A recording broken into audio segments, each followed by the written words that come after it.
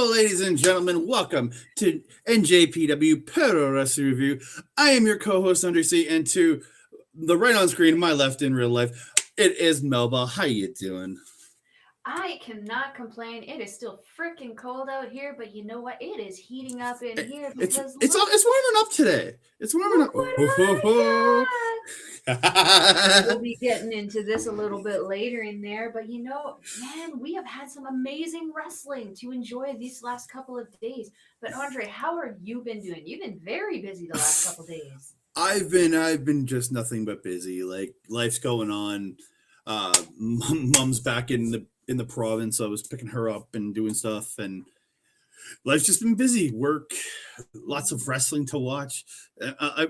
As much as I love the tag leagues, I will be okay when they finish because then we can just go back to regular tours where I don't have to watch every single show. I still watch a majority of them, but Mhm. they're all a lot of them repeat, so you can if you miss a night, it's not the worst thing where Mhm. you can't, like, if as a pro wrestling fan, I can't miss a night of the tag league. Even if I wasn't doing this, I cannot miss a tag league night because Mhm.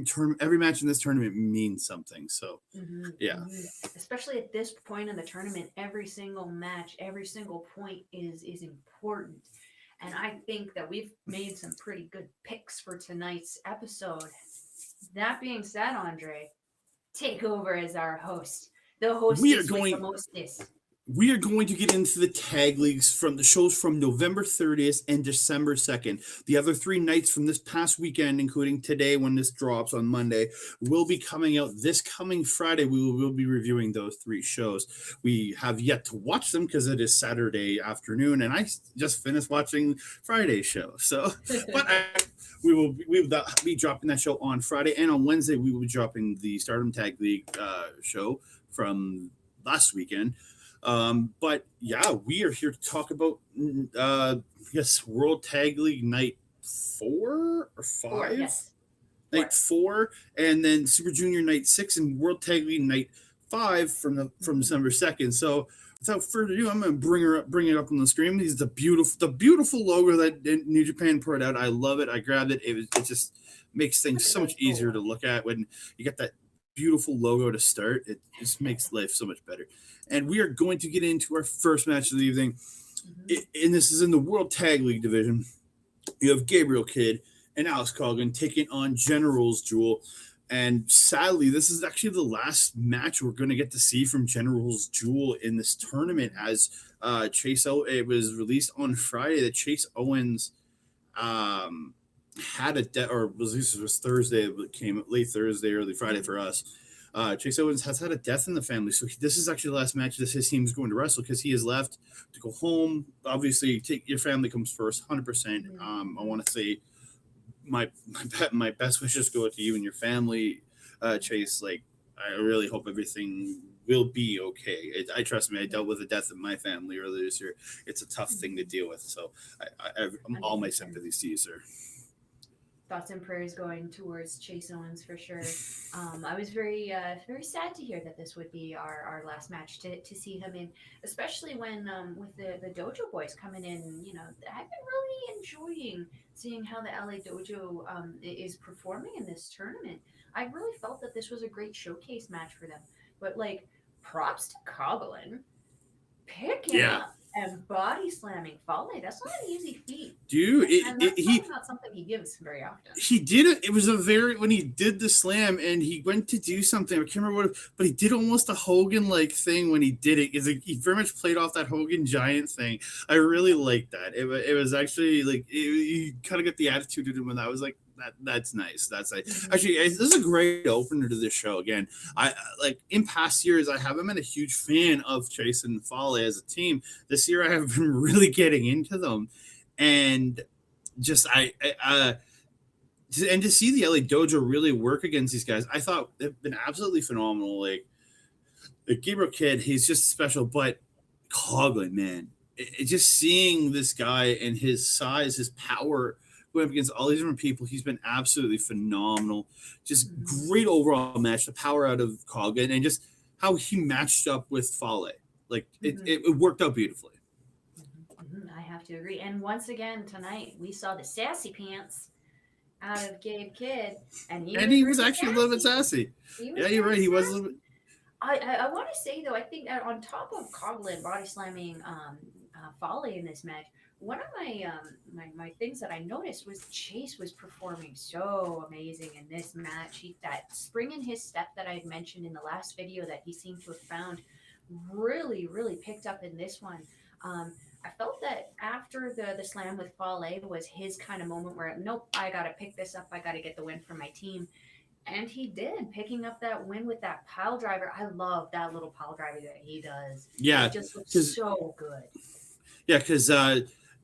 was a Coughlin ran Fale into Chase. He was on the top rope, but to come off, and then that's where Coughlin hit the big scoop slam onto Fale, and then he hit a beautiful overhead belly to belly suplex onto Chase, which was beautiful. But then Chase right back with a thrust kick, hits the package power driver, or known as jewel heist. I think it's a jewel heist, might be wrong, or is it the spinning clothesline thing? I can't remember. And gets the win again. Great match overall. Great win again. And again, I said this early on in the G1. I think the best place for Fale is in a tag team. He gets his, and this isn't a slight against him because I think he is a wonderful mentor in all the mental health stuff he does. And I think it's just where he is later in his career. I think he belongs better in a tag team where he might be slowed down a bit. And I think everything he does has been doing in these tag matches has been absolutely perfection. Because he comes in, does his big spots, and then he gets out. And gives a guy like Coughlin a big spot to work with. So, yeah. I thought really great match. Yes, I have to agree. Very good match. And we're going to move on to the next match of the evening. And it is Mel's pick for the night. This is the match Mel wants you all to watch. And that is from the United Empire, Aaron Henare and Great Khan taking on Suzuki Guns, Lance Archer, and Minoru Suzuki. Mel, take it away. Oh my goodness. This match was fun. I had so much fun with this. The beginning of this, right before they even got into the action, Archer coming out like a hurricane, like he usually does. Always. Just storming the ring and everyone, like the young boys, just run, scatter, run for the hills, protect yourself. They don't usually get away fast enough. That's the problem. No. And usually it was Minoru Suzuki they had to be the most concerned about, especially Kevin Kelly on commentary. Don't look at him. Don't give him eye contact. No, Archer was definitely the problem this time. Going into the Japanese commentary, which was the only commentary we had at this point, and getting in the face of Milano, Collection 18, and Master Watto, the two smallest people possible to be staring up at Archer. I'm bringing this up because it was just so adorable how Milano was responding. Just no. Why? I almost spit out my drink. I laughed so hard at this. And because it was so loud, because he still had his commentary thing on, it was just a really funny and adorable little way to set up the match. Great Khan doing his, I don't remember what exactly it's called, but it's the sit down spot on the corner. He just sits on the head? Yeah. Suzuki's face. Oh, I was just going to say, the look on his face, he's just like, you just wait until you get off my face, sir. He just looked pissed. Oh, yeah. Like, it looked like, that when you have that big person, that little whirlwind person is running around them and they're just sitting there like, that's what that reminded me of. Because he was biding his time until Okan removed his butt from his face. There was a little spot in the middle there between Okan and Suzuki where they were trading shots, trading moves. I thought it was absolutely fantastic. Great Khan, really, again, that guy who can really adapt to anything and anyone in the ring. He can do comedy. He can do seriousness. I felt in this match that we got the really kind of serious Okan. The Archer able to struggle as the Great Okan was trying to transition his moves. I felt that that Archer was very, very good in this match. In that he usually is that person who kind of just comes in like a wrecking ball, runs into stuff, and that's what I'm used to him seeing. I felt like he was really chain wrestling a little bit with Okan more than he usually does, and I really appreciate that because it shows how Okan's versatility can bring out more versatility from other people that he's wrestling. To Archer though, I will say that guy, I've watched him in a lot of different matches over the years. He is very adaptable to pretty much anybody's style. I've watched him wrestle small guys and be that very good base for them and things like that, and be able to really keep and sometimes keep up with them. And then I've seen him work big guys, seen him work technical guys. He is a very versatile, well-rounded professional wrestler. Very much so. And apparently too tall for the Japanese hotel room beds. Something that I also thought that Okan looks very, very tall. He looks very dominant. He looks to me, other than Kyle Fletcher, the tallest member of the United Empire. Sure looked a little small standing across from Lance Archer. I felt that was really, really cool dynamic to see. Archer got that. Is it that black hole slam that he does with the blackout? Blackout. Black hole slam was abyss. Come on. Yeah, I was close. I had the black part. At least the color part was right. Doing that on Henare. Henare is not someone who's usually used to being thrown around. He is the powerhouse himself, but he's kind of used to doing the throwing. The last couple shows, though, being tossed around by Archer, being tossed around by Coughlin, very, very interesting, spot that Henare's in right now. I felt this was a phenomenal match. Archer picking up the win for Suzuki Gu, and I didn't write down how he finished. With the black, it was a blackout. Yeah, it was the blackout. Okay. Yeah. Oh, okay. I just didn't write down the rest of the sentence there. Great match for both of these guys. I really, really enjoyed how interactive Minoru Suzuki particularly was with the crowd. It was the first time I felt that he really acknowledged that the crowd was cheering again, even though they have been cheering for quite some time. He would get them. It's on and off with the stuff, crowds but too. He wasn't really like me, get interested. I felt at the end of this match, he was kind of like, I won. Let's go. Come on. And I really, really like seeing the interaction. Andre, what do you think of this one? I actually had a really good time with this. Like, just the athleticism from Archer is just kind of insane for a guy his size and what he can do. Like, and you think he's 46 or something like that. I was hearing on something. He's like 46 or something. He's in his mid 40s, and this guy still moves like he does, and he has like the speed and ability that he has is absolutely phenomenal in my opinion. So, 100%. Yeah. So, anything else on this one, or are we good to go? Oh no, that was everything I had on this one. Very, very fun match. Perfect. And so from here, we move on to the next match of the evening. It is Aussie Open taking on House of Torture. And this one was back to me not caring for House of Torture matches again. Because this, after the last couple, and I was like, oh, they toned it down. I'm enjoying this a little more. No. Simply no. It's just a lot of the Dick Togo's interference constantly, show being in there. It's just, I'm just so tired of it. But it's just kicking Yujiro in the crotch was the greatest feeling I ever felt inside of me, because I'm like, oh, thank you. And then Aussie Open getting Coriolis because of the kick in the crotch. That just was like, mwah. And again, after the match, Togo protesting that the United Empire cheated. He's getting mad about it. Yet all you did the entire match was cheat. You stupid a-hole. Which one's the pot and which one's the kettle? They're both being painted there. Yeah. So again, Aussie Open I think did as good. Again, this team I think is almost flawless. They are so good, and what they did in this match, I very much enjoyed. It's just all of the House of Torture antics. I don't mind a little bit of cheating, a little bit of take your spots here and there. I don't mind that. But when it's this blatant and this much, and we are going to get to more on the next show. This is where it's like, for me. It is. It's one of those very frustrating things where you're like, we're almost to the point of at least myself, I'm almost to the point of thinking Suzuki-gun got exiled for these kind of actions how many years ago. Are we about ready to see House of Torture being booted from NJPW?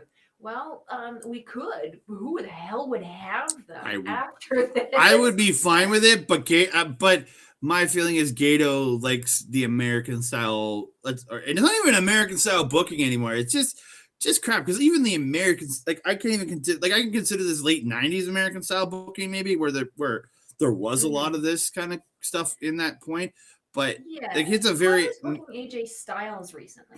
Like, he's had a lot of crotch shots in the last couple of years. They must have hired him. Yeah, but it's just Gato loves that late 90s style, and this is kind of that feeling that House of Torture gives you. And I'm just like, oh, come on, dude. This is just gotta end at some. It's gonna end at some point, but I feel like we got like another 4 or 5 years of this shit to go, because it's just no. Yeah. But we are going to move on from that to legitimately one of my favorite matches so far in this entire goddamn tournament. Sorry, did I scroll too far? It is Los Ingobernables de Japón, Sanada, and Tetsuya Naito taking on legitimately one of my favorite tag teams of all time, TMDK, Shane Hayes and Mikey Nichols. This was awesome. I flat out messaged Mel after I watched the show and said, I'm taking this match, and I didn't give her a choice of even to pick it. I was like, no, this is my match. Absolutely phenomenal. I am so big a fan of all these guys, and like, just the athleticism, Sanada working in there with Haste and Nichols both, and then Naito too. Like, it's just how these guys flowed so well. It was absolutely amazing. And just like Haste that with that European uppercut to Naito, and then the backdrop suplex to Sanada, and then another inverted suplex right after to Naito, and gets it too. It's just the greatest. The tornado DDT by Naito. They flow so well. Like, he has like this hops off the roof and just that spin around. It just looks so good. Again, it's both men, but it's Naito, how you come around, how you swing your legs, how you do all that makes it look so good. It's just, there's an inverted Tama drop by Naito, then an enziguri by Sanada, and then the TKO on the Nichols by Sanada. Just how those, like, again, you always say LIJ doesn't need to communicate to say know what they're doing. Again, it's the same thing with Hayes and Nichols, because again, they've worked together other than the couple of years where Nichols was out of WWE. They know each other. They grew up in this business together. They have that same thing. And watching these two teams being able to just like know what the other one's going to do and just do all this stuff. Like TMDK, they did a Tower of Doom to Naito off the top, and they Tower of Doom like was it Hayes had the suplex and Nichols did the power bomb. Like, it just like to Naito, and it's just the way they all work together. The end of it came, which was essentially the big ending from Nichols and Haste, and then they off the top rope, and they got the win. Again, I didn't like, as much as I love TMDK, I wasn't sure they were going to be able to beat LIJ, because LIJ has been pretty hot in this tournament, and TMDK getting another win, which is a huge plus for this team. Like, because like we talked in the preview, I wasn't sure if these guys were going to be at the top of the ranking at the end. I'm getting the feeling that there's a high chance that TMDK might be the team to win this tournament. And this is their first run together in New Japan proper since years ago, right? So like, there's a chance. Like, there's some other teams that have a good chance too, but like, I'm like, the more they do, the more I get even more and more excited for what this team possibly do. TMDK versus FTR at Wrestle Kingdom, that blows my mind. That would actually be a very different styling also that FTR would be kind of used to. Like they've dealt with that lucha libre style, but the combination of styles that Haste and Nichols have together, they're not like the typical lucha where the lucha are both like they're both lucha. It's like Shane has very obviously got a little bit more lucha undertones as opposed to Nichols, who's more of the powerhouse of the group. Yeah. But that's not to say that Nichols can't do some kind of aerial moves because we've seen him do them. Oh, So very much yeah, so. I think that would be a fun match. That being said, though, your other favorite Aussie Open is also pretty up there. That's the other thing, and I'm when they inevitably face off, I'm going to be like, my brain's probably gonna break. You're gonna have an Astrid moment when Astrid is facing Jordan Grace and Mickey James. Please don't die. Neither of you, please. Your recording partner. Yeah. But yeah, any other thoughts on the match, Mel? No, I just felt that this match was a really, really great showcase for both of these teams. I didn't take a whole ton of notes. I watched this match twice, but I was just so interested in the match that I didn't take notes on it. So yeah, I just felt it was really, really fun. I feel that you kind of rounded out all of the information that I would have been saying on this one. Really, really great match.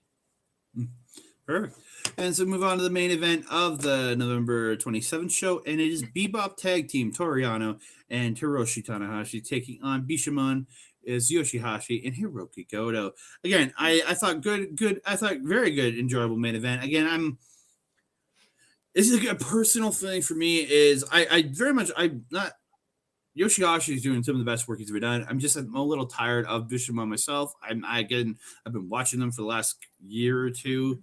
And I guess I'm just a little burnt out on them. And I'm never going to take Yano seriously. I don't think ever. As much as I do enjoy him, and I think he's doing a great job here with Tanahashi. It's just I don't think I'll ever see him as a top tag team guy again. Like if him and Tanahashi win this tournament somehow and take the title and then take the title of FDR, I will applaud them both, but it's just it's hard. And then I'm beginning just with Bishamon. I'm a little bit burnt out on them because there's so many good new tag teams in this thing, and I'm hoping to see because I want to see this division flourish more. And whoever takes this, I hope in a sense does beat FTR at Wrestle Kingdom, so we get the titles back into Japan and they're being defended more regularly here in Japan. Again, nothing against FTR. It's just they've had a total of 2 defenses since they won the titles in the summer at the AEW New Japan crossover show. Yes, that was it in the Royal Quest, and then it was Royal Quest, and then there was a show recently they were on, but that's it. Like November 5th, I think it was November 5th or something like that. 44th Street, I don't remember. No, I don't think so. I don't think so. But it was the November 5th show they were on. It was that, and they defended them for another time there. It's just I want to see the tag titles come back. But getting back to this match, I apologize. Yes. The finish to this match did come. It was a sling blade by Tanahashi to Yoshi-Hashi. Hashi. And he goes up but gets stopped by Goto. Yoshi-Hashi tries for the superplex, but Yano knocks Goto out of the ring, grabs Yoshi-Hashi and power bombs his ass. And Tanahashi gets the high flat flow, and they get the win. So, Yano and Tanahashi keeping themselves relevant in this tournament, and Bishamon taking a big loss, in my opinion, because being that they're last year's winners, these guys are, you look at them, they should be going far. Mm-hmm. I would agree. It's very interesting to see the losses that Bishamon is taking in this tournament, and they're only sitting at this point of the tournament. I think before the next few nights, they were only sitting at 4 points, so that's 2 wins. In 2 wins, 2 losses. When Aussie Open is sitting at 8 with the same amount of kind of 4 wins. Yeah, so, undefeated. Yeah, it is a little concerning. I mean, I'm such a Goto fan. I would love to see him have another resurgence in a singles run, to be honest, before another tag run, that being said, though, I do appreciate that G1 Yoshi-Hashi hasn't left yet.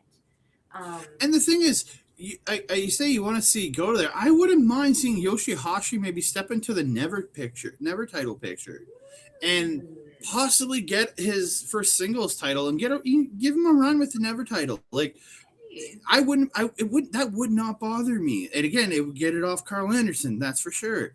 And then I was he gonna can say lead back. it would have to be after the next match, which would be either Carl Anderson, which I don't suspect he's going to be retaining. If he does, my goodness, I mean, There's rumors. There's rumors WWE's made a deal to let them work through to 2023 with New Japan. So I can see that being a very, very good thing as other companies are doing that. But I can also see WWE maybe wanting to hold back on letting some of their other talents have that same freedom. it's very We'll possible. have to see how that kind of goes forward. The last thing I wanted to say about this match, though, is just Tanahashi and Yano, the team. I agree.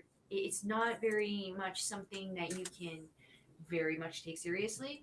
But my goodness, does They're fun. Tanahashi look so dreamy with that little pompadour and that like short little Spanish like almost Matador jacket. yeah, holy hot diggity, yowza, that's the ace. Yummy. Yeah. That's all No, I wanted to say. I've liked the new look for Tana and Yano, like the slick back, and Yano still's doing his gimmick at the start, but I like Tanahashi he's got the different jacket on, he's got the hair done in a different way. I like it. I really do like the change up for both men. I really do. And Yano, as much as he's still being goofy, Yano, he is taking it slightly more seriously. You can see him working wrestling a little more. Like he does some comedy stuff early, but later in the matches, he's working harder than he usually does. And like, not that he doesn't work hard. I apologize, but working more seriously than he usually does later into a match. So, 100%. Yeah. So quick rundown for the point total before we go into the next night. Aussie Open on top alone with 8 points, 4 wins and losses. Archer and Minoru Suzuki, Shane Hayes and Mikey Nichols, both with 6 points. Sanada and Naito, Bishamon, Yoshi-Hashi and Goto, Henare and Gretel Khan, Owens and Bad Luck Fale, and Yano and Hiroshi, all with 4 points. Yujiro and Evil and Gabriel Kidd now is Coughlin with 0 points. So one of those teams with 0 points, I want to see win points, and the other one are House of Torture. Hell the torture. Stop being so torturous. People like you more. Yeah, I still wouldn't. But all right, we are going to move on to the second night that we're going to talk about, the December 2nd show. It is the 6th night of the Super Juniors and the 5th night of the World Tag League. And we are going to start it off with the team I've named Knights of Time. They are Kevin Knight and Kushida from taking on from Suzuki Guns, Douki and Yoshinobu Kanemaru. Again, this was actually not a crazy long match, but again, I like the fact that Kevin Knight has kept his old gear on, like has wearing the pants. It's at least differentiated him to stand out and not just be a guy in black trunks anymore. And I do like that. The trading arm ringers, gotta love it every time. But again, both these teams having great success here.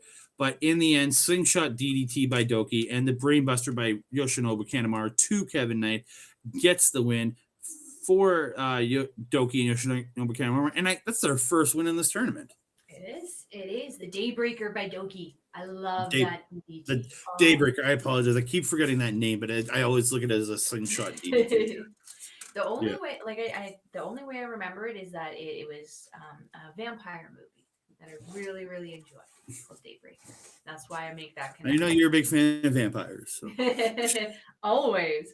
The one thing that I wanted to just point out about Knight in this one was that just the strength and just the jumping being that he. Like, I want to know what he eats to jump that high. Doing that super Rana up onto the shoulders of, I think it was Kanemaru. And it wasn't even like, I've seen guys do that Rana before where they jump and they just catch with the feet. And it's almost like a head scissors off. He literally Hurricane Rona'd him or Frankenstein'd him. His jump, he had the thighs around the head from jumping off the mat, had the thighs around the head, and Frankensteinered him off. The height on that jump is insanity. Insane. Yeah. Insane. There's somebody else that likes to do moves like that too. So yeah. Well, I was making a Sami Zayn reference, but yeah. Oh, I was thinking another Zayne, but okay. We'll get to that one later. Move on to the next match of the evening, and again, this was actually a pretty darn short match. It is Bebop Tag Team Toru Yano and Hiroshi Tanahashi taking on the LA Dojos, Gabriel Kid and Alice Coughlin. Again, Bebop literally went to squat at the start. LA Dojo just booted them.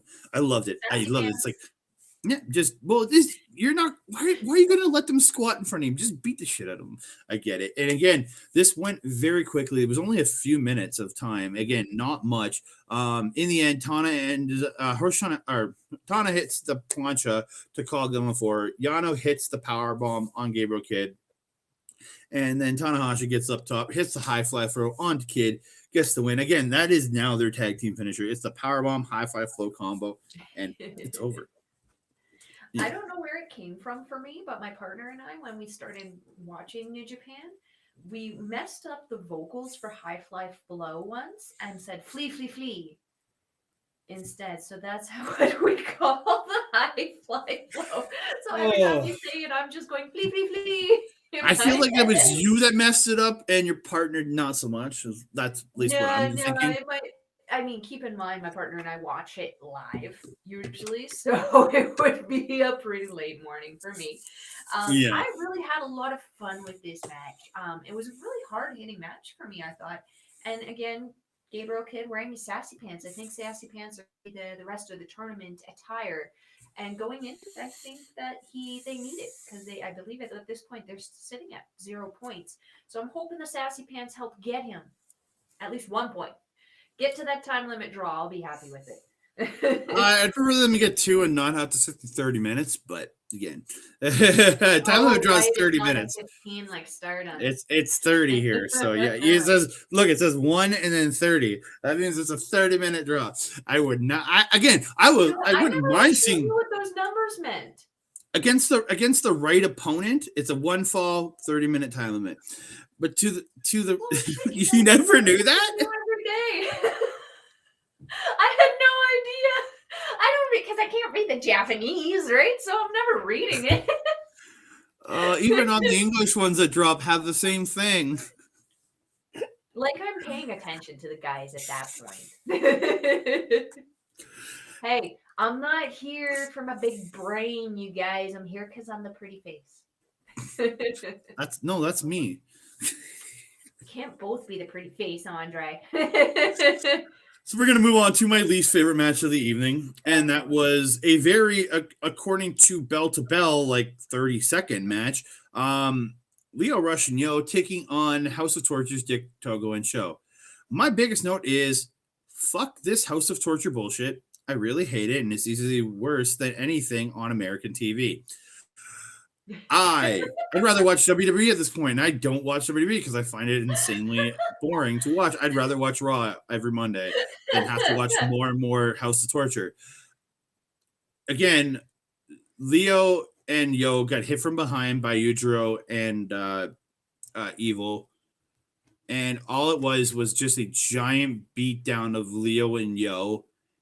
And then Evil brings a ref down. Ref starts the match. Show hit the shock arrow, got the win.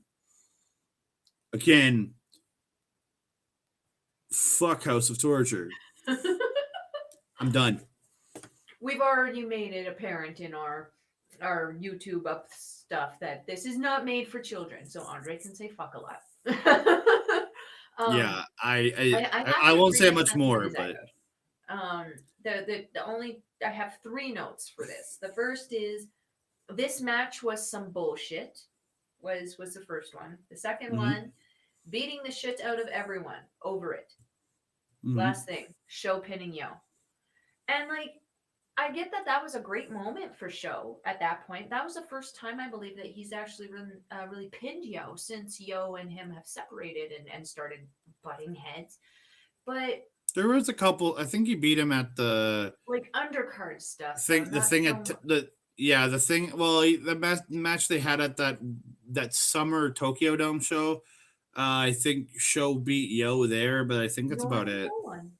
Oh, okay. So I have no Yeah, idea no then. one that one. But like, so, and I think that's why he celebrated so much at the end of that. But also, yay, they got 2 points. Yeah, this match was. Well, at least they're this is for the next match. But they're the only House of Torture team to get 2 points so far. So, Mhm. and I'm okay with that. And the thing is, even with the forfeit, House of Torture ain't getting no 2 points from General Jewel because General Jewel already beat them. Thank Christ. Hey, because F House of Torture. Yeah. Yeah, I So think we're we're gonna done move on talking to about that. the. Oh, come on! So we're gonna continue on the torture with this match was a little bit better than the last one. This wasn't the worst thing I've ever seen in the world. Again, there is still Goto and show interference throughout. Again, it got annoying. Um, like there's points where like Henare was he got Yujiro in the ultimate just toward the end of the match. Khan got the sheep killer on Evil, but Show ended up distracting the ref, and Evil and Yujiro hit low blows. And then they toss the ref out, and then all of House of Torture just start gang stomping Henare. And this is where Gideon gets in the ring and crotches Yujiro. Like kicks him straight in the nuts. Loved it. And Would that love then to have Khan seen rolls that. in. And then Khan rolls in with the flag, but he has got a spear on the end. He has the flag off, and he's like threatening to stab Evil. Evil's like freaking out. And then so Khan tries to Lobo Evil. Evil tries to Lobo Khan, and this is where I think it was Henare ended up low blowing Evil and hit the rampage on Yujiro. And thank bloody Christ that House of Torture got the win because I couldn't deal with 2 House of Torture wins on one show. Especially after Yeah. all the crap in these 2 matches. Mhm. Like again, Henare, Khan did the best they could in this match. Again, everything that came from those two was good. It was great. I enjoy those two. But Mhm. everything coming out of Evil, like Henare got everything as Henare, or was it no? It was Khan got the everything as Khan at one point. That was nice to see. But it's again, it's the House of Torture stuff that's just irritates the hell out of me because we get it. If it wasn't for the fact that we get the same shit every show, it wouldn't bother me. If this happened every once in a blue moon, House of Torture comes out and helps them cheat. That's why I don't get mad at like Yano's as much because he does it, but he does it in a goofy way. I don't get mad at Kenta's because his is like dumb cheating almost in a sense, but like sometimes it goes too far. But like this is every single wrestling match that these guys are a part of. Somebody interferes on their behalf, or there's Lobos, or there's something. It's every time, and I'm just if I could just not watch these matches for the rest of the tournament, I would be fine with it. But I've still got to report on it, so I gotta at least sit through them and watch them. But Yeah. I will never go back and watch any of these House of Torture matches ever again. No, I have to agree. The cheating is too much, and it's to the point where, like, when it first started, it was like, okay, haha, that's funny. Moving on. But you're absolutely right. When it becomes every single match and not just every other show, it becomes a nuisance. And now it's to the point where people are booing even just seeing their pictures on the Mm-hmm. screen now. They don't even have to hear And the name. it's not even a boo. You're a bad guy. It's boo. Leave us alone. We don't want to see you. It's X-Pac Yeah, heat. Again, exactly. don't get me wrong. Sean Waltman is an incredible professional wrestler. He just got put into a position that he got booed for a long time. But Hey, he was I never mean, that. He was never as bad as these guys. we've Trust seen me. people do the same thing, right? Hell, I've been the Yeah. person to instigate the booing. Mm-hmm. What I wanted to say about the beginning, touch on where you had mentioned Okana and Henare coming in with a spear. So they actually derobed on the ramp coming in, knowing that He House of came in with it Torture early, was on but the he ramp. actually threatened Evil at the end of the Yeah, match. and that's a straight out spear. That was a harpoon that he had. Yujiro laughing, but we know why Yujiro was laughing. Okan's got the bigger stick, is what happened there. So And Okan's the new pimp? Is that what you're saying? hey, I mean, if you follow his social medias, particularly his Instagram, you'll know that that's not very far off. Um, Yeah. So, that being said, the last note that I had was everyone loves beating each other's balls, and it's not far off from the truth. This match was a very hard fought match for the United Empire. I felt that they earned these 2 points instead of Very just much so. walking around with them. But yeah, I would not hazard to watch another House of Torture match. I wouldn't rewatch any of them. There was maybe the one they had with that. There was Catch 22 match with Show and Togo. I might rewatch that because that was actually a very good match. Very well told story, so, yeah. So moving on from here, we go back to Super Juniors. It is Flying Tiger, Robbie Eagles, and Tiger Mask taking on Chris Bay and ASOS. And again, all four of these men are absolutely phenomenal in the ring, and the way they flowed together was really good. End of the match though came when ASOS ended up getting the spin kick and hit the fold on Tiger Mask to get the win. I do have to give at one point they were on the apron, and then they did the what's it called? I have written down here. The ultimate finesse, which is essentially a throw into a cutter. That they did was it Bay and Ace did the throw. Ace tossed him off the apron and onto Robbie Eagles on the floor. Again, I really liked the fact that they did that, and it just looked pretty good, and that's where everything came about to the finish from there. So again, it flowed very well there. Again, that Robbie Eagles acai DDT or the standing sliced bread, like I don't see very many people doing it with that smoothly. Very, very accomplished wrestler, Robbie Eagles. Very, very high speed match for these four guys. Not to be unexpected out of Flying Tiger or Bullet Club teams here. I picked up maybe a little bit of emotion coming from Robbie Eagles towards the Bullet Club, maybe because of his past affiliation. Neither one of these guys was affiliated with Bullet Club at the time, though, when Robbie Eagles was affiliated with them. Yeah, that was in the days. I understand how they would attempt to play off of that to create a story within the match, and I really appreciated it because I always love listening to Robbie mouth people off. It doesn't happen very often, so I like it when it does actually happen. Gives him a bit of an edge.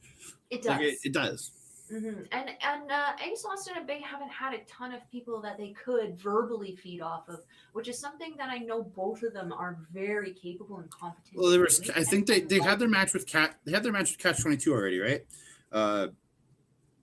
TJP, so. TJ. Yeah, they had that early. I think it was one of the first couple nights of the Super Juniors. So.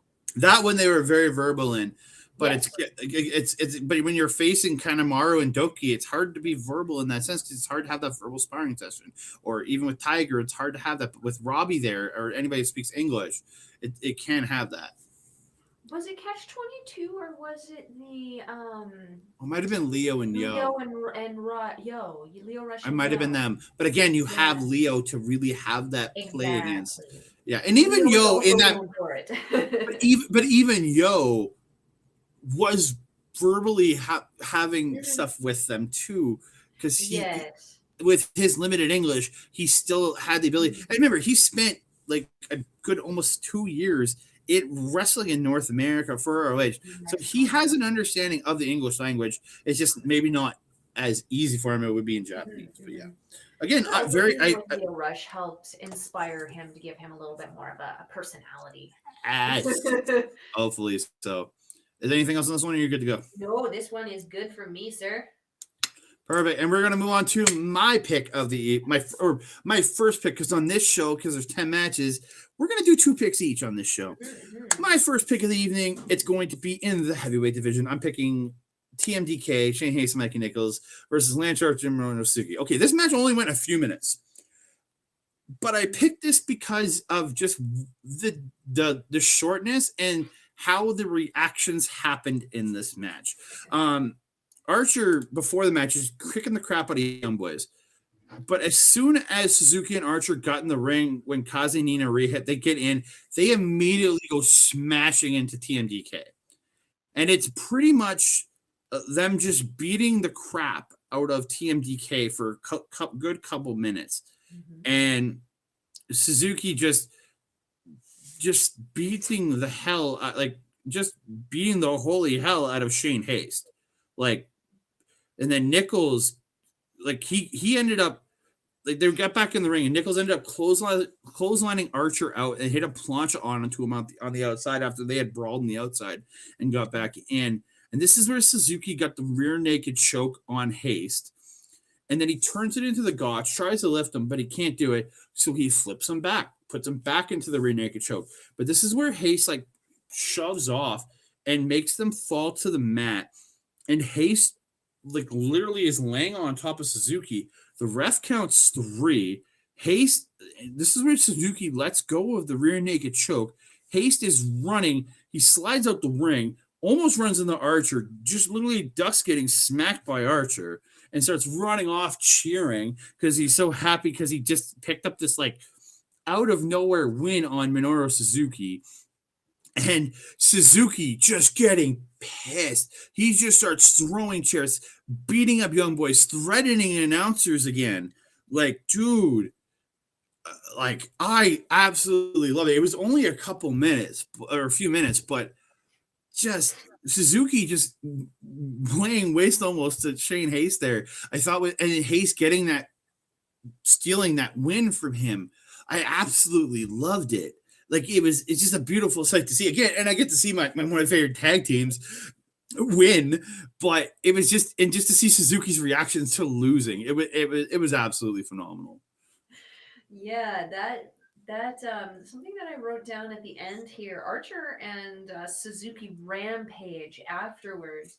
If there's ever a new Rampage game, I think we know some unlockable characters that they could add into the thing. I mean, Angry Grandpa was really angry.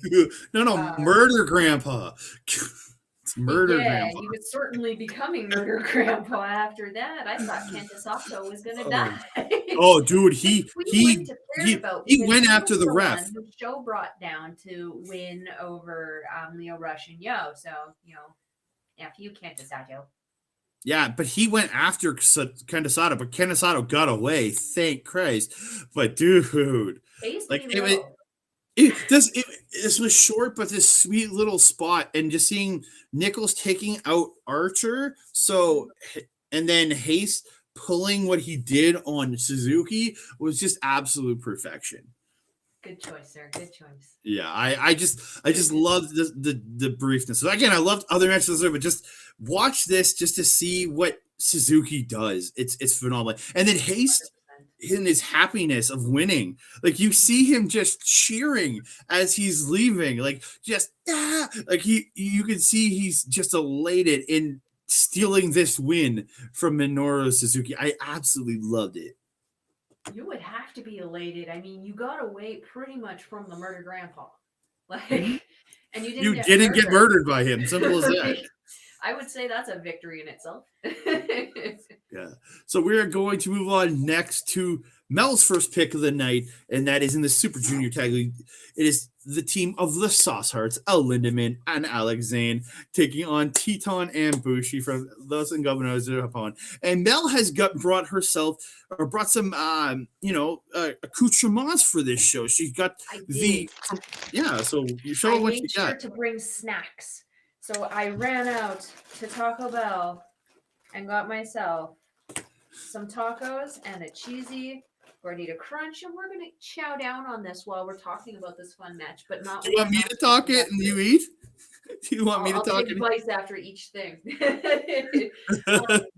Something I wanted to mention at the very start of this was Lindaman wrestling Teton. Very, very smart. Teton is very much a lucha libre, obviously, styled wrestler.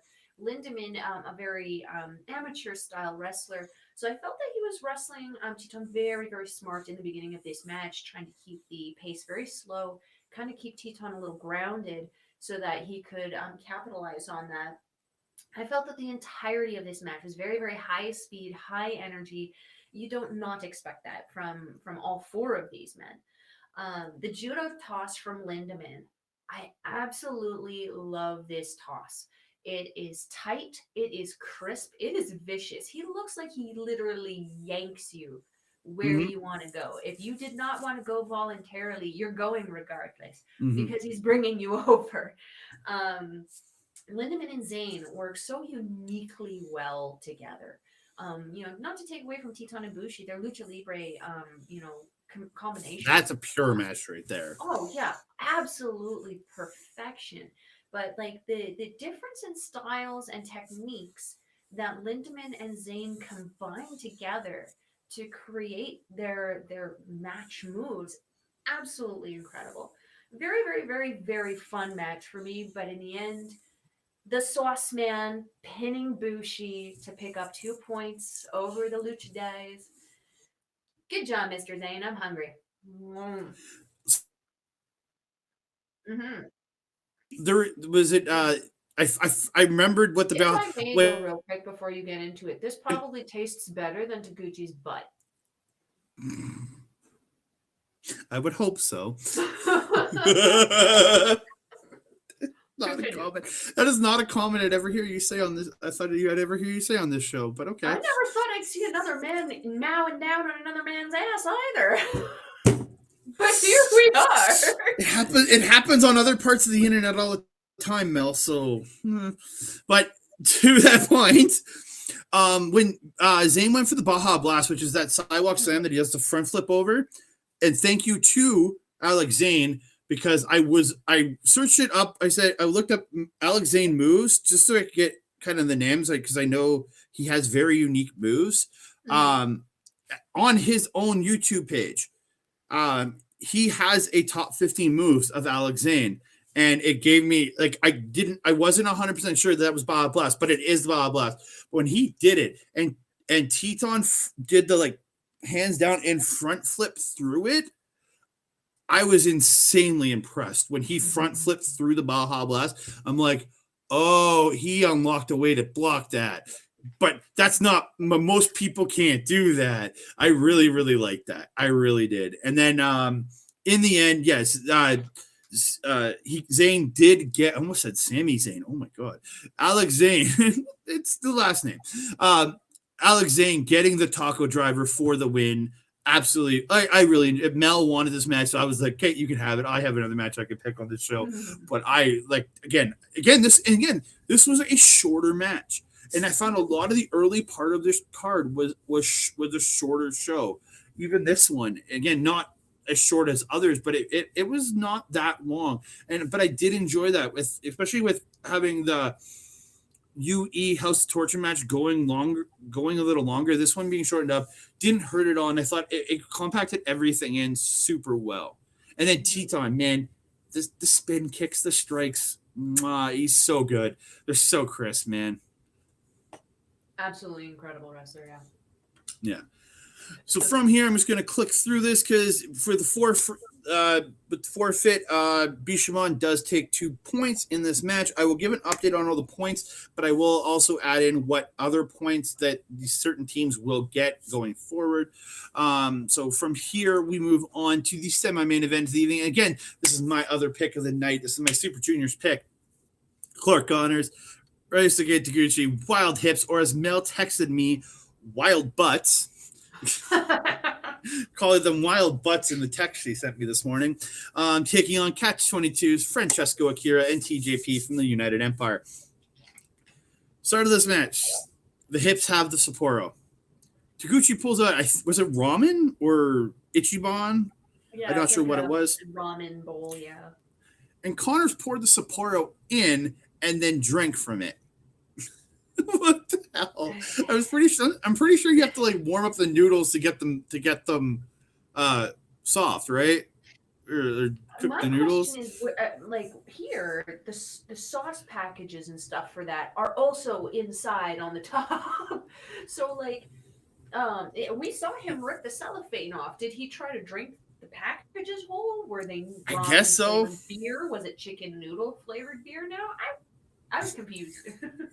No, it was Sapporo flavored noodles now, but I absolutely thought, and then he starts offering it to everybody, and then nobody wants it. And this is where Taguchi unties his pants, getting in Akira's face. So Akira unties his pants and threatens to pull his pants off. And I'm like, why? I mean, as a lady, I'm sitting here going, Magic Mike, but not for Taguchi. Magic Mike. Yeah, but I thought absolutely phenomenal match. Like, just everything both these teams do. Like, I haven't been a big fan of Taguchi for a long time, and this, like, him working with Connors, I've absolutely become a fan of him again.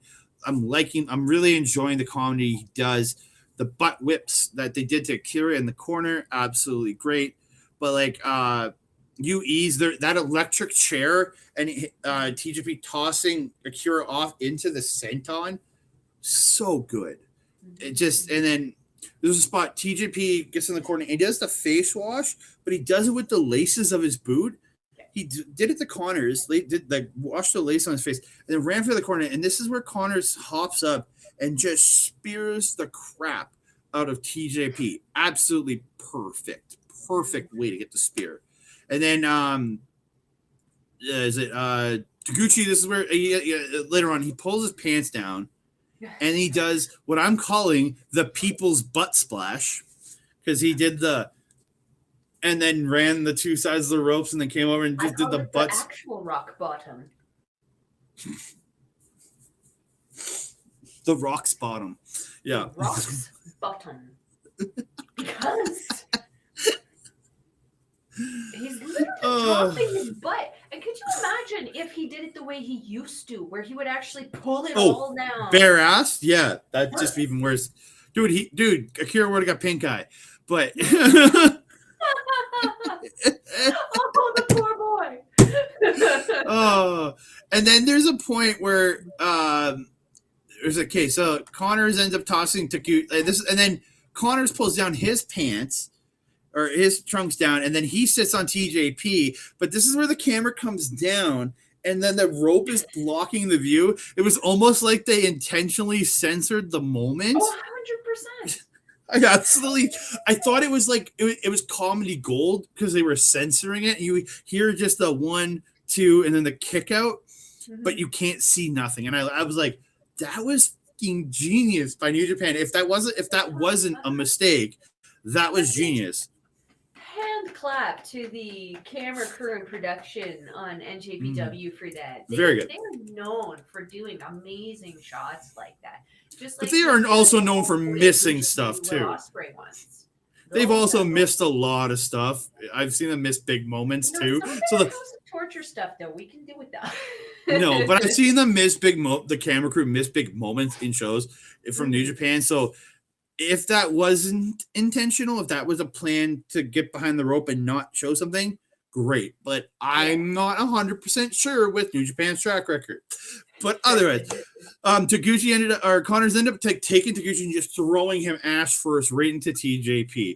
Yep. Great. And then they hit the sandwich bum IA to TJP, and Connors gets the pin on Akira, on TJP, but Akira did break it up. The end of it did come when Connors hit the Randy Orton style snap power slam there. And went for a suplex, but the United Empire came together to stop it, and they hit a double stomp inverted DDT move, where it's like it's almost close, kind of sort of like the Skull and Bones that does. You don't talk about the. Now my brain doesn't work. Alex Shelley and Chris Sabin do, but I can't remember their team name. Yeah, I'm trying to remember their team name, but Motor City Machine Guns. Yes. But yeah, they do. But these guys do it with the double stomp with the inverted DDT instead of the splash neck breaker. But I really like it. And then they hit that flapjack into the face buster, and then the sandwich knee strikes, and TJP picks up the win. And absolutely phenomenal match. Like for me. Like I love the Lindaman saying like that match was great, and I recommend it for a really good quick style match. But if you want a fast paced, hard hitting, long storytelling match, this is it. This match was awesome. It had great comedy with the butt stuff. Didn't do too much of it, which was they didn't do too much, which was the right thing. It's They just the did way it the for, sentence sounded. but Didn't do too much butt stuff, but it was enjoyable. Like, yeah. But again, that's gonna get clipped by one of my friends, and it's gonna come back to haunt me. We will not. I know somebody will. But yeah, absolutely phenomenal match. Again, I have become such a big fan of Taguchi and Connors as a team. And I've literally, since they came together, TJP and Akira have been absolutely phenomenal together. Again, I want more and more of this team. I want to see them win and say, we're picking, and then pick their opponents. But I also want other teams in this tournament to win too. Because again, whoever they face at Wrestle Kingdom, it's going to be absolutely phenomenal. I know it will. 100%. So, yeah. With this one, the only thing that I said was when Connors pulled down his pants, he had them down for pretty much the rest of the match, sitting there underneath his butt like some kind of twisted butt lift. And they had matching underwear. And they had, that was a little concerning, no. The fact that Connors at one point went into a Yano Tanahashi-esque deep squat with his pants down, and they did not ruin his pants or break them. Congrats to your seamstress. Like, whoever it is, she's doing a lot. The only other thing I said Waizo a lot in this match. A lot. Other than that, that's all I got for this guy. Perfect. And we're going to move on to the main event of the evening. It is Los Ingobernables de Japon's Sanada and Tetsuya Naito taking on one of my favorite tag teams, Aussie Opens, Kyle Fletcher and Mark Davis from the United Empire. Mel, this is your pick for the night. Take her away. It is. This was a really fun match. This was kind of like I heard of Aussie Open before, but I had never really seen a ton of their work before they joined the United Empire. So this has kind of been like a fun introduction tournament to them for me. After this match, I mean, I am a big fan of both of these teams. LIJ, obviously, my prime team there. However, this match was so much fun from start to finish. I had a really good time. Davis and Sanada in the opening point of this match, very fun back and forth. I felt that after their first kind of like tie-ups and tumbles and all of that, Sanada and Davis both showing each other a mutual respect, like, okay, I see you, I get this now. Really enjoyed that. The hand reach spot between Naito and Kyle Fletcher. This was, I think, the first time that I noticed Kyle Fletcher running his mouth a lot. I don't know if it was he had been and I just hadn't noticed, or he was finally comfortable enough. It depends on the match. Depends on who he's facing. Because very vocal. Because to this crowd, you know that LIJ is to them the LIJ is the faces. Yeah. So when Aussie Open has to be the heels, Fletcher tends to run his mouth more than usual. Okay. So I think that's where it was coming out as they know they're going to be the ones technically getting booed. I don't think either one really got booed, but you know that the favorite is LIJ. So that's why I think Fletcher went a little more with what he was saying. Okay. Alrighty. Well, I like it. I thought it added a really good dynamic. The hand reach spot that I was mentioning with Fletcher and Naito, where Fletcher is very tall. Very tall guy. So even Naito seems like a taller than average kind of person, but even he couldn't reach Kyle Fletcher's hand. So stomping on the foot after Fletcher was mocking him to bring him down to, now we can do it, and then Naito being thrown out, the back and forth there. I absolutely loved it. It was classic Naito. It was absolutely what I expect out of him. The way Fletcher played into it was absolutely perfect. There was a senton that Davis did on Naito when Naito was doing his pose. After that spot, my first comment initially was rude. Mhm. So rude. Don't interrupt the man's pose, but at the same time, I mean, he's most vulnerable at that point, and he literally saw you coming. He could have moved, so he chose to eat all of that senton. Pretty much. Naito mocking Fletcher while he's in the Paradise Lock, I think, was my most favorite thing to see in the night. As Fletcher's tied up there yelling at him, "Stop talking shit! Fuck you!" Absolutely loved that. I felt that this was actually a very hard fought battle for LIJ in comparison to the younger Aussie Open.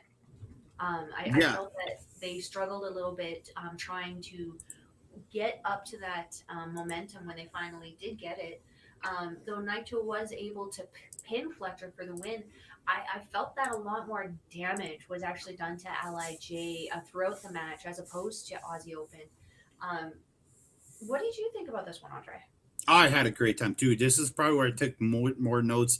I think the only match I took more notes than this one was the semi-main of TJP and Akira versus Wild Hips. I think I took a slightly bit more notes, but this one I took a bunch. And when I went into this, maybe the first few minutes, I wasn't doing a lot. I was checking phone while watching, and then I just started kind of zoned in on it, and I started writing a lot of notes after the first few minutes because I knew already at this point before I had started watching it today. You had said this is a match you wanted for to be your pick. And so I was kind of more just like, okay, I'll watch it, but I'm not going to be like rushing to like, I'm not going to, and I ended up doing a crazy amount of notes, dude. Like Sanada's TKO is just picture perfect. I probably said this 1,000 times. Was it Davis picked him? Was it, I can't remember who he picked up in like a invert, like a backwards torture rack where they're facing behind, like towards behind him, like in a torture rack, and then he falls back Samoan drop style, smashing them face first into the mat. I absolutely, yeah, I can't remember. I'm trying to find it in my notes here.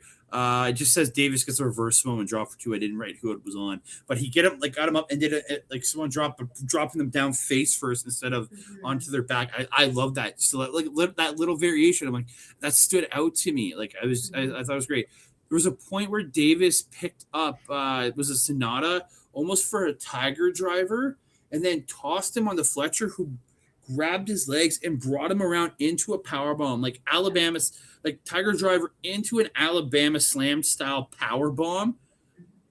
Absolutely phenomenal. And that's I've watched these guys all these matches so far, and I've watched stuff before with them on New Japan Strong. Saw some of their stuff in Rev Pro. I've never seen a match with them do that move, and I was absolutely impressed by that move. It just like that's a tag team finisher right there. But yeah, I absolutely loved it, and I loved hearing the Japanese announcer go "Destino" like Kevin. But I miss hearing Kevin's "Destino" live because I'm really hoping December 14th has live commentary because I want to hear him yell "Destino" again. Yes, I can't keep doing it at my house because, like, man, my neighbors are gonna hate me, and especially from the last show where he hit the Destino and he took for freaking ever to cover the guy, and I'm still sitting there like, hurry up.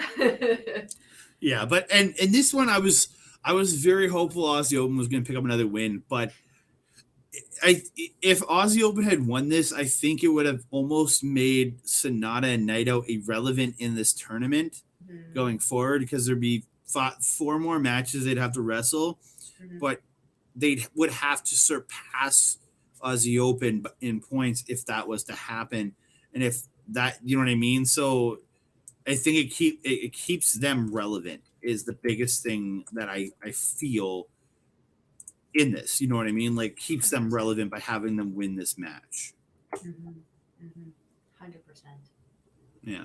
So before I'm gonna bring us that and take that off. Before we get closed up, I'm going to give you a quick point update. Super Junior Tag League point update.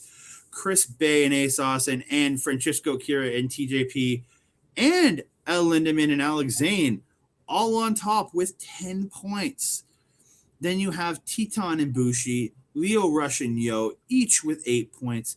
Then you have Flying Tiger, Wild Hips, both with 4 points. And I'm thinking this is the cutoff point that I don't think a team like anybody below the 8 point mark right now has a shot because there's only 3 matches left. The best they could do is tie Bay or Chris Bay and Ace Austin or Francesco Kerr and TJP.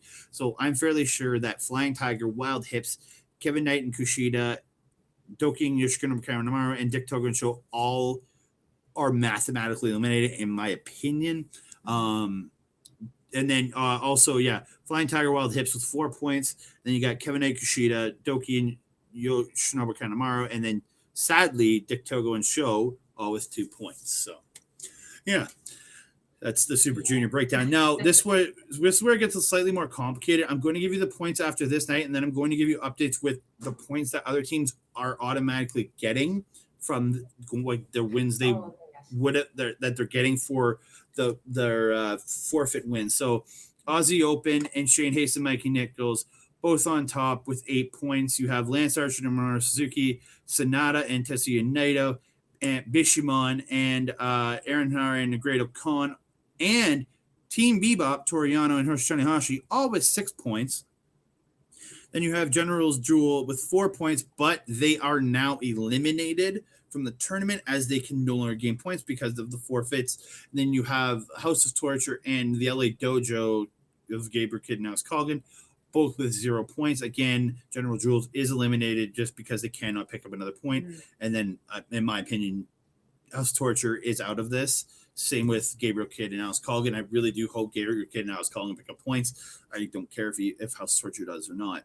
But yeah, it's still anybody's game, being that there's only 2 points separating the teams in first from the teams in second.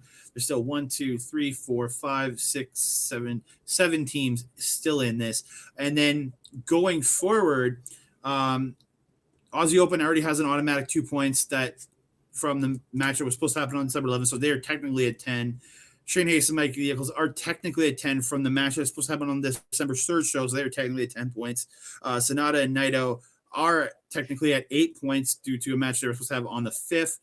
And then Henare and Great Khan are technically at 8 points with the match supposed to have on the 9th. So I will be going forward with the updated added on points going forward, but I want to give you the total after this night. And then, each team has extra 2 points. Some of them have extra 2 points going forward. But I think we have come to an end here. I want to give a big shout out first to Rogue Energy for being a sponsor here. You can use the code OLEPODS for 10% off your order. Go to rogueenergy.com or scan the QR code in the bottom right corner. I also want to thank our friends at our local establishment who have partnered with us, and that's the reason that Rogue Energy is a sponsor for us. That you can check them out on Twitch at our local establishment, on Instagram at OLEPods, and then on Twitch, as I guess I signed us up because I signed it up using the email. OLEPod is going. It looks like going to be the name because OLE podcast wouldn't work, or it's OLEPods. I will make sure I'll send it to Mel and she'll get it put into the description below. We will be starting a TikTok account, so you never know. And then I also want to give a big thank you to our friends over at Backbreaker Video. Mike the Ref, you are an angel. You can check them out on Backbreaker Video on YouTube. You can check Mike out when he does his shows on Twitch, on twitch.tv/Mike the Ref every Wednesday. You get the Dynamite watch along, and then he is on multiple nights a week playing awesome video games. You want to check him out, please support him. He does great things, and as he always says, don't be part of the problem, be part of the solution. So thank you, Mike, for everything, for simulcasting us on wherever you are. And if you are watching us on Mike's channel, Backer Video, please check us out on Andre Melball Wrestling Talk on YouTube. So Mel. If you're wanting to follow the Melball, you can find me on Twitter at Collins Melball. You can find me on Instagram and Facebook under Melball Collins, and you can find both Andre and myself's Facebook fan page has the same logo there under Andre and Melball's Wrestling Talk. And Andre, where can we follow you on social media? Instagram at the Canada Dude, Twitter at the Canada Guy. Other ones that are popping up here and there at that Canada Guy because I want them, so that's why I'm getting them now. And Facebook, you can find me under Andre Como, and you can find me through the Facebook Our Facebook group is the best way to contact me through there. Melball is in a constant state of twitching. Are we gonna fight now? Come on, Is that what's going on? And that being said, with these two goofballs, I am your Melball. That is your Andre. We will see you next time. Adios.